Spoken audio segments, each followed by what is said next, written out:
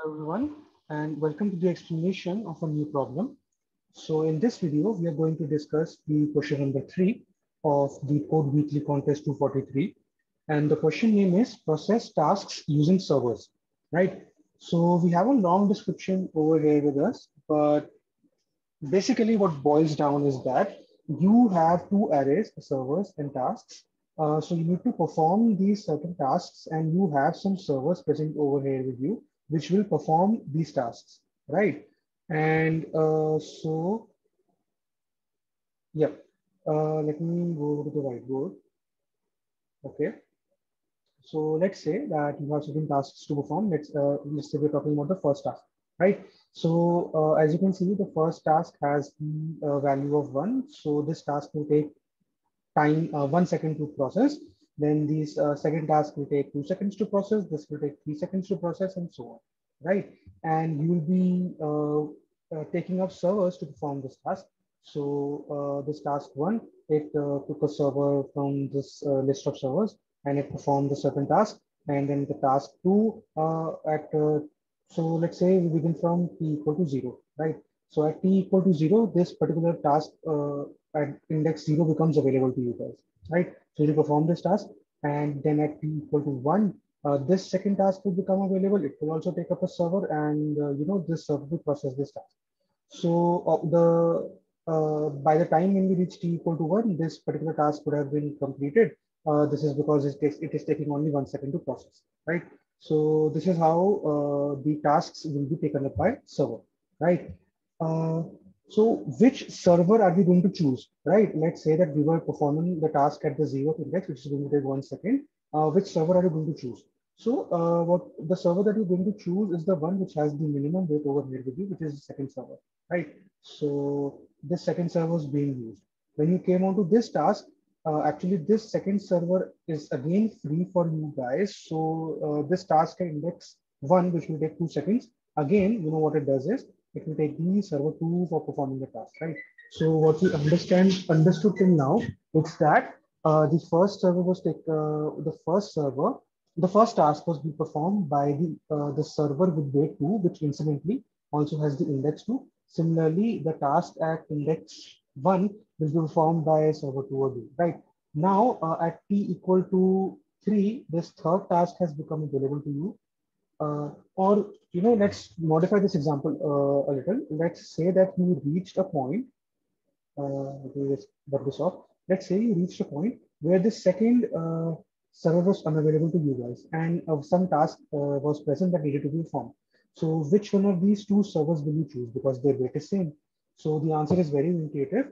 You choose the server with the lower index, which is the zero index server at present at the 0 index with weight 3, right? There might also come a point in your tasks such that all the servers are unavailable, right?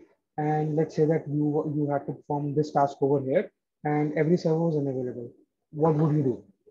Well, the answer is pretty obvious. You'll wait, right? You don't have any servers, but you need to perform a task. So you'll wait for a server to be free, right? This, what can happen is that maybe all your tasks, like let's say the tasks at this index, then at this index, and at this index, all of them have become queued and no server is available. So what will happen in this case? Now let's say that after, let's say t equal to 6, one of the server over here became available.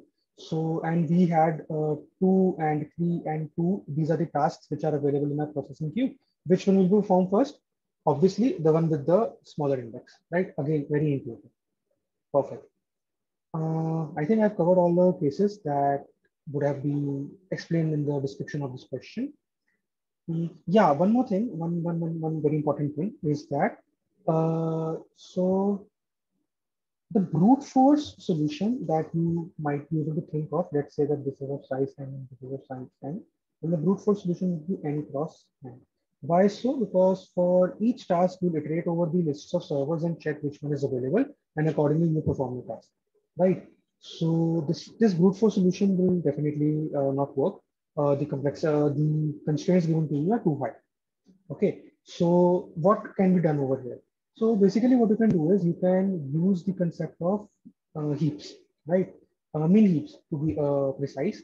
So what you can do is you can maintain two heaps over here with you. One would be keeping the track of all the uh, all the servers, right? All the available servers, and other would be keeping the track of unavailable servers. So in available servers, the min heap would be able to provide us with the least weighted available server. And when we're talking about unavailable servers, so what will happen is at some point of time, at some point of time, let's say at this, okay, at some point of time, some of the other server might become available again.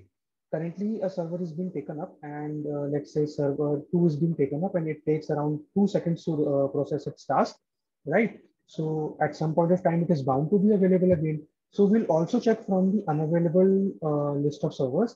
And if we find that one server has become available, we will pop it out from the unavailable uh, main heap and put it back in the and push it back into the available main heap, right? And then main heap would automatically readjust itself if the one that is becoming available is has smaller weight, then the next task will take up that particular one, right? Uh, Another thing might happen, like when I mentioned that none of the servers available to you, do you actually iterate at t equal to 2? Then let's say that the next server was being available at t equal to 6, and currently you are at t equal to 2. So do you think it is efficient to iterate for 2 equal to 3 and then find none of them is available, then at 4 and then again find none of them is available, then at 5 and then again find none of them is available, and then finally reach 6 when something or other would be available? This doesn't make any sense, right? So basically, time would be arbitrary. Suppose you know that the next available server from this unavailable list, you get uh, the next you will get the weight of the next server, which is going to be available as soon as possible, right? Which is at equal to 6. So arbitrarily, just we are going to increase. We'll say 2 plus 4, and this will make it equal to 6, right? So basically, time is not bound. Time is arbitrary. If you know that your next server is going to be available at t equal to 6, simply just add 4 to your time. We won't be actually adding. What we'll be doing is we'll be, taking, selecting from the next third value, sorry, the next third value or the next available value, which is 6. So a simple piece of code will be able to do that for us. Actually, we don't need to add, but when we get to the, I guess I'll provide you with the pseudocode, and when we get to the part, I'll cover this up. Okay. So yeah, I think problem description is clear, and we can move on to the example explanation, like what we're going to do over here. So I have this drawn over here with me. This was the first example that was given, and we have some servers and we have computer. So the heap that will give me the list of my free servers.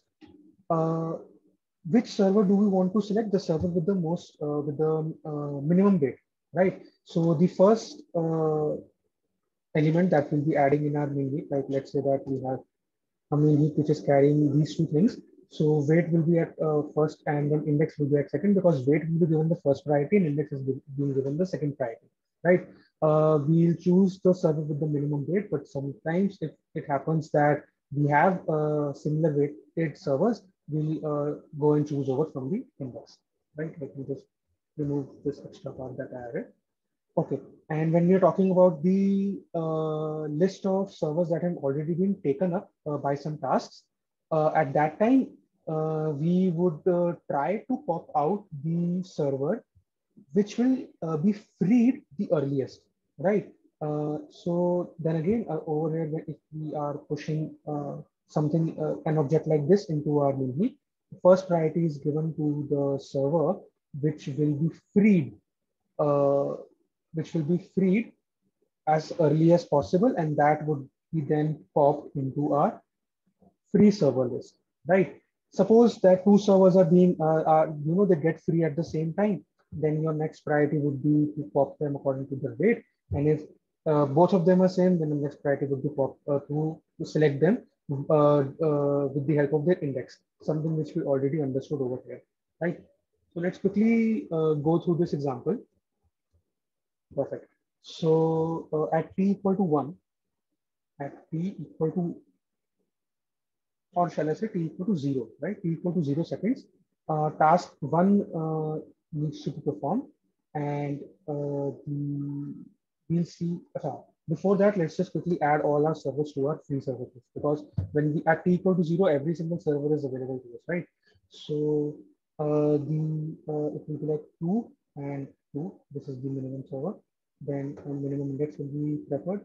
So 3 and 0, and then 3 and 1, right? Actually, our heap will self-adjust, but I am just, for the sake of this example, adding this over here. So at t equal to 0, what is going to happen is we are going to select this server with us, right? And since its index is 2, let us just quickly add it in our resultant array. And this was added.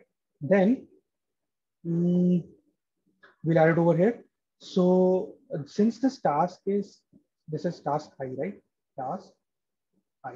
This task I is taking 1 second to run. So this server will be freed at 1 second, and wait and index is something that we already know, right? Let me remove this over here. Now at let's say t equal to 1 second. Again, we are going to check the list of free servers, but mind you that this server over here would have been freed, time free it's one, right? It would have been freed at this time. So basically we would pop this and put it back over here. See, this we removed from here and added over here. Now at t equal to 1, this server is again free and we added it over here again, right? So this now means that once again, at t equal to 1, we need to perform this task which will take 2 seconds, and the minimum weighted server that we have available is again 2, right? At index 2. So again, our resultant will be added over here with 2. And again, we'll be adding this back over here. But this time, the time this will be free would be t plus task of 1, right? T plus task of 1. So t is 1 and task 1 is 2. So this will be that this server will next will be freed at t equal to 3, right? Now I think you'll be able to figure out how this process is going to take on from now. Still, I'm just going to take another task over here with me. So at t equal to 2, you have this task to perform, and since it's t equal to 2, this server has not been freed until now, which means that we need to select from one of these. Obviously, the minimum that we'll get is the one at the 0th index with weight 3. So we're going to add it in our taken heap. And so 3, 1, and when will it be freed? 2 plus task of 2, which is going to be 5. Right? Perfect. Let's talk about this task over here. Now we have reached t equal to 3. Also, I forgot to add the result over here, 0. Then we have reached t equal to 3. And at t equal to 3, this particular server is free now. Right? So we will pop it from here and we'll put it back to its place. Let me just remove the servers that were taken out. So at t equal to 3, in the available list, we already have 3, 1, but one server is being free, which is 2, 2, right? So we pop it from over here, push it back inside this. Now this task 3, this task at third index would definitely prefer the server with the least weight. And again, 2, 2 will be added.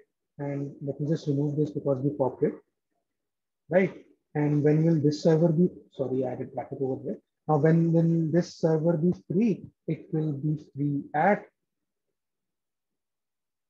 did I calculate it correctly? Yeah. So this would be free at 3 plus 2 again 5, right? So at equal to 5, we're going to have 2 servers free over here. And this result would again be appended with 2. So I'm going to check this the result for the first 4 indices if I have dry run it correctly. So 2202, right? Okay. So similarly, I'm going to just copy it from here to 220212. 220212, right? And this is the result that you need to return at the end of this answer, right? The basically this result would mean that what task was taken up by what server, right? So this is the resultant array that you need to return in this answer. So I think this is pretty much clear how you need to perform this. So I'll just In the form of steps, I'll also give you the pseudocode. I think that would help you guys. So the first step would definitely be to, I guess, create a resultant array, right? Blue pen. Okay, this is a little bold. Um, right. So the first step would be to create your resultant array, and let's say that you initialize every element with -1, and this will be equal to the length of the task array, right? Okay. So and the second task that would be to create min heap. Let's say that you create actually two min heaps. Initially, the one min heap would be your free, other would be taken. And just quickly go ahead. I hope you follow the syntax of the language that you're using. Quickly go ahead and append all the available servers. Or let me say, yeah, free servers itself, right? Free server. So the one that you have over here in your, the one that you have the server list, right? Along with their weights and index. So I mentioned the structure that we're going to follow, and the structure was, sorry, and the structure was weight and index over here, right? Weight and index. Okay. Uh, Now, so basically you're going to iterate over your tasks array, right? And let me just say that sorry, you're iterating over your task array. And let's say that the index that you're using is I. So this I would also represent your time, right? So I equal to 0, the task 0 would become free for you guys, right? Um, Perfect. Now, one thing that I mentioned that I'll be mentioning in the pseudocode also is that at some point, all the servers would be unavailable, would be taken up, right? So the at each iteration, what you're going to do is you're going to take time as max of I comma t, where this t would be, let's say, your takens 0th, which let's say taken dot pop, right? Or peak maybe. Peak would be the proper word to use over here. Taken dot peak, peak would return you the available time or the time at which the server is going to be free. So at any given moment, let's say like at t equal to 2, all the servers were locked up. So you know that at t equal to 6, right, your next server would be available. So this t equal to 2 is actually being represented by I. And this will just simply use a if case that if available server length is 0, which means your length of your free min heap is 0. What you're going to do is you're going to take the minimum object from your taken min heap, and its time will be your next time gap that you need to reach. So what will be, how will you calculate it? Simply max of I comma t, right? So this was the explanation that I wanted to specifically give, and this is the entire reason why I'm explaining all these steps to you. Okay. Uh, Everything else is pretty much very simple. What you're going to do is while you're unavailable or while you're taken, this taken heap is not null, taken not null, and your time that you are taking out from your unavailable heaps uh, is less than your iterating time. So t greater than equal to, let's say, taken, and I don't know, taken not peak, and this will return you the three things that I mentioned over in the drawing explanation, and from that there you will get the time too, right? So this is basically signifying the condition that if you know t is equal to 7, let's say, and the time the thing that you were peaking, just a second, right? So let's say that you were at t equal to 7 in your loop, and some servers are free, and definitely their time would be less, and this means that you can basically assign this task, right? So simply what you're going to do is you're going to pop from your taken main heap and you're going to push it into your free main heap, right? Okay. Then, so now we have using these steps, we have basically made sure that at a given point of time, we definitely have at least one available server, at least one available server. So basically now your task would be simply to select the server from the available list of server, select server from available or from free servers. And you know how you're going to select it by heap pop and by popping the minimum element, and because the minimum element will have the minimum date, right? And once you have popped it and you have assigned it the task, you just quickly go and append it in your result. So result I would then become your index that you just popped out, right? From over here, this index that you have just popped out. So result I would then become your index, and your final task would be to push uh, this taken up server into the taken up heap. So let's say that the taken heap is this, and we are going to push what we're going to push inside it. Now that's very easy. One would be the t plus task I, because now this server is going to take the time of the current time value that you have, let's say 2, and the next task is going to take another 3 seconds. So this would become 5, right?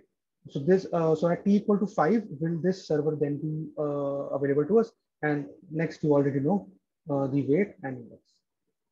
Once this loop that we ran over here, the while loop, the ith loop, right? Iterating task I loop, once this is finished, we're going to return your result. That's it, right? So I hope this was clear to you. The concept was clear. And I hope that you will be able to attempt this question and clear it out. This was a little tricky, but once you get into it, I don't think it's much, it's a very hard question. So, okay, thank you.